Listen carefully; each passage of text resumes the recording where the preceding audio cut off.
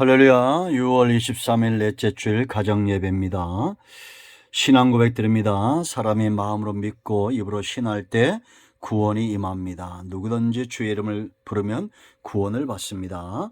고백합니다. 나는 전능하신 아버지 하나님 천지의 창조주를 믿습니다. 나는 그의 유일하신 아들 우리 주 예수 그리스도를 믿습니다.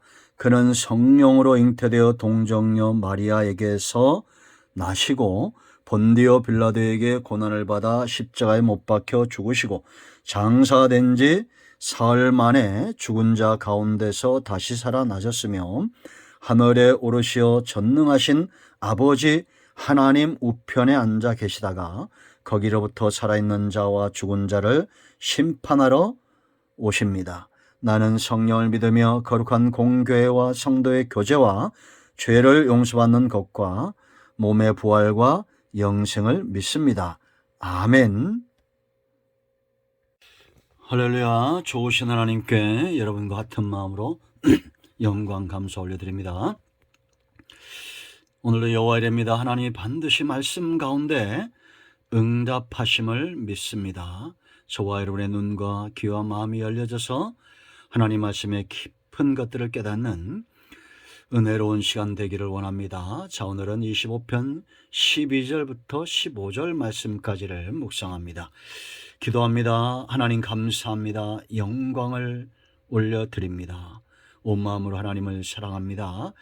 주의 이름을 의지하고 주의 보혈을 의지합니다. 우리의 모든 죄와 허물을 사하시고 이 말씀의 깊은 것들을 깨닫게 하옵소서. 종을 낮추시고 겸손하게 하시고 오직 말씀의 도구만 되기를 원합니다. 믿음의 서기를 원하고 하나님을 깊이 사랑하기 원하는 주의 백성들이 여기 있습니다. 말씀을 열어주시기를 원합니다. 오늘도 말씀하실 하나님을 사모하며 기다립니다. 예수님의 이름으로 기도합니다. 아멘. 12절 말씀 봅니다. 여호와를 경외하는 자 누구냐? 그가 택할 길을 그에게 가르치시리로다. 그의 영혼은 평안히 살고 그의 자손은 땅을 상속하리로다. 여호와의 친밀하심이 그를 경외하는 자들에게 있으며 그의 언약을 그들에게 보이시리로다. 내 눈이 항상 여호와를 바라보면 내 발을 그물에서 벗어나게 하실 것임이로다. 아멘. 자, 여러분, 성도가 누릴 복이 뭐라고 그랬습니까? 깨달음이라고 그랬죠. 고난 중에 다윗은 깨닫습니다. 하나님을 더 의지하게 되고 주의 길에 대한 깨달음을 얻고자 했고 통회하고 하나님 앞에 나아감으로 이제는 온유한 심령이 되어서 하나님의 가르침을 받습니다. 깨달음이 참으로 축복입니다. 오늘 여러분 12절부터 15절 말씀을 보면 성도가 누릴 수 있는, 성도만이 누릴 수 있는 복이 있습니다. 성도는 거룩한 물이죠. 이 거룩함과 절대 떨어질 수 없는 단어가 있는데 그건 바로 경외한다라는 겁니다. 하나님을 경외하는 신앙, 거룩하지 못한 상태에서 하나님을 경외할 수 없죠. 그래서 이제 다윗은 통회했습니다. 6절로 11절에 회개했습니다. 그러나서 이제 12절을 시작하며 여호와를 경외하는 자 누구냐라고 말합니다. 그리고 그들이 받을 복에 대해서 네 가지를 이야기합니다. 이 복에 대한 깨달음이 있기를 축복합니다. 먼저 우리가 할 것은 경외한다는 것은 마음이 무거운 상태입니다. 절대 가볍지 않습니다. 사람이든지 환경 때문에 쉽게 화내고 쉽게 세상적인 말들을 하고 그렇게 살지 않습니다. 입술에 하나님을 향한 찬송이 있습니다. 사람들 가운데서도 신앙인으로서 성도로서의 증거가 있습니다. 하나님을 경외하는 신앙이 향기가 있어서 절대 감추어지지 않습니다. 내 주변 사람들에게 인정함을 받아야 됩니다. 하나님을 경외하는 자 어떤 복을 받습니까? 그거 보세요. 그가 택할 길을 그에게 가르치시리로다. 경외하는 자에게 진리 가운데로 인도하신다는 겁니다. 여러분, 양의 성품과 선한 목자의 인도는 비례하는 겁니다. 목자는 선한데 양은 악해요. 경외하지 않습니다. 목자를 쫓아가겠습니까? 아니죠. 반대로 양은 선하고 목자를 경외하는데 싹군이라고 생각해 보세요. 절대 양이 따라가지 않습니다. 제 주인을 알기 때문이죠. 여러분, 정말 재앙은 양이 목자랑 멀어지는 겁니다. 여호와의 말씀을 듣지 못한 기갈이고 재앙입니다. 양이 목자의 소리를 듣지 못하는 것은 하나밖에 없죠. 멀리 떨어지는 겁니다. 경외한다는 것은 가까이 가는 겁니다. 두 마음을 품지 않고 무거운 마음으로 하나님 곁에 있는 겁니다. 이것이 다윗의 길이죠. 여러분, 우리는 헌신짝처럼 신앙을 버리고 하나님을 버렸던 가인이나 에서의 길을 걸어서는 안 됩니다. 터프하죠. 세상에서 보면 아주 힘있어 보이죠. 그러나 그들은 배고픔과 분노와 이런 것들을 참지 못하고 헌신짝처럼 하나님을 경외하는 신앙을 버렸던 자들입니다. 하나님이 그들을 버리셨습니다. 그러므로 우리는 경외하는 자 아브라함의 길, 이삭의 길을, 야곱의 길을 걷는 우리 모두 되어야겠습니다. 두 번째, 평안을 주신다. 13절 보세요. 그의 영혼은 평안히 살고 그랬습니다. 여러분, 127편 2절 하나님은 사랑하는 자에게 잠을 주신다. 5시간 미만으로 자면 우울증 걸릴 확률이 4배됩니다. 사람들이 왜 잠을 못 잡니까? 염려와 근심 때문에 잠을 자지 못하죠. 엄마 품에 있는 아이는 잘 잡니다. 왜냐? 염려와 근심이 없기 때문입니다. 목자 가까이 있는 양은 잘 잡니다. 염려와 근심이 없기 때문입니다. 평안하지 못하다, 내가 꿀잠을 자지 못하고 있다, 하나님을 경외하는 신앙에 지금 이상 기류가 생긴 겁니다. 여러분, 하나님을 가까이 하고 있습니까?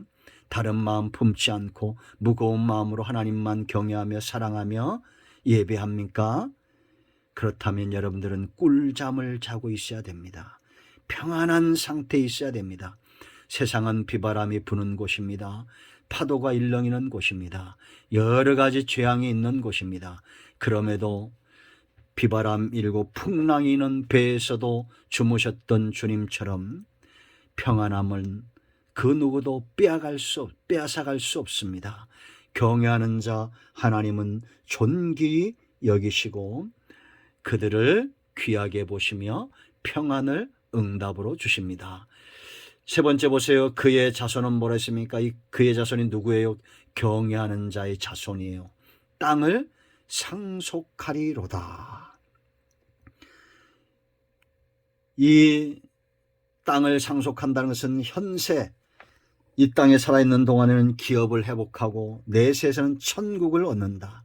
현세와 내세의 복을 받는다는 겁니다. 여러분, 하나님께서 이삭을 찾아오시고 야곱을 찾아오실 때 하셨던 말이 있습니다. 그 말이 뭔지 아세요? 내가 아브라함을 기억한다는 겁니다. 너희 아비, 너희 조부 아브라함을 기억한다. 그와 맺은 언약을 기억한다. 그가 내 앞에서 행한 정직함을 내가 기억한다. 여러분, 이런 부모가 되어야 됩니다. 부모는 심고 자식이 거두는 겁니다. 아브라함에게서 이삭이 나오는 겁니다. 하나님은 아브라함을 기억하사 이삭에게 야곱에게 복을 주신 거예요. 우리는 아브라함과 다윗의 자손 예수 그리스도 세계 속에 있는 자들입니다. 우리는 믿음의 조상 아브라함처럼 내 후손들에게 믿음의 대를 물려주는, 유산으로 물려주는 그런 사람들이 되어야 됩니다. 내가 너의 아비를 기억한다. 내가 너의 할아버지를 기억한다. 내가 아브라함을 기억하고 다윗을 기억한다. 하나님은 절대 악하신 분이 아닙니다. 그러므로 여러분이 이 땅에서 땅을 상속하고 하나님 나라 천국도 상속받는 우리 모두가 되기를 축원드립니다. 자, 네 번째 보세요, 여러분. 하나님을 경외하는 자, 그들은 어느 날 갑자기 그물에 빠지지 않아요. 걸리지 않아요. 5절에 그물에서 벗어나게 하신다. 왜냐? 14절 보세요. 여호와의 친밀하심이 그를 경외하는 자들에게 있으며 그 언약을 그들에게 보이시리로다. 하나님은 우리를 친밀히 하시고 또한 성도는 15절 항상 여호와를 바라봅니다. 얼마나 친밀한 관계예요. 하나님이 내 곁에 있어요. 누구보다도 친한 친구고 가장 가까운 존재입니다. 하나님은 친밀히 내게 다가오시고 나는 그를 바라봅니다. 주를 바라봅니다. 내 발이 그물에 걸리겠어요? 함정에 빠지겠어요? 절대 그럴 일이 없습니다.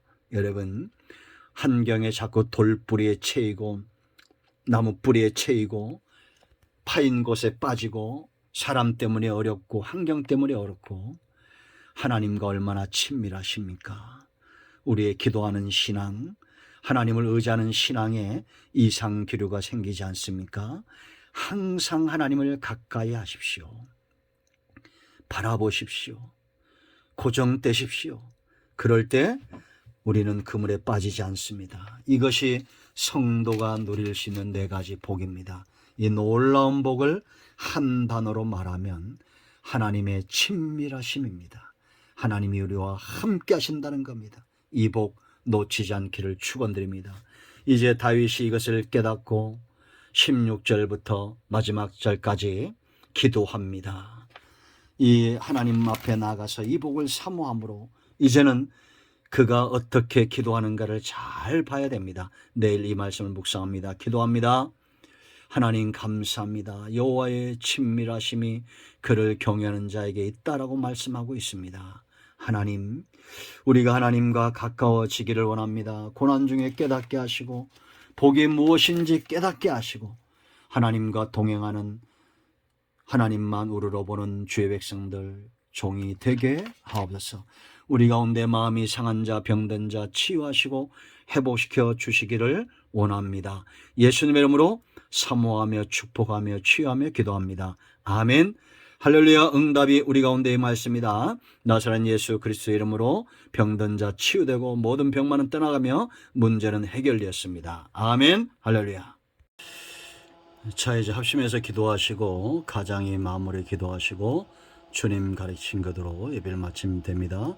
여러분의 가정과 자손들 위해 주의 은혜가 함께하기를 축원드립니다. 오늘도 응답이 우리 가운데 임하였습니다. 아멘.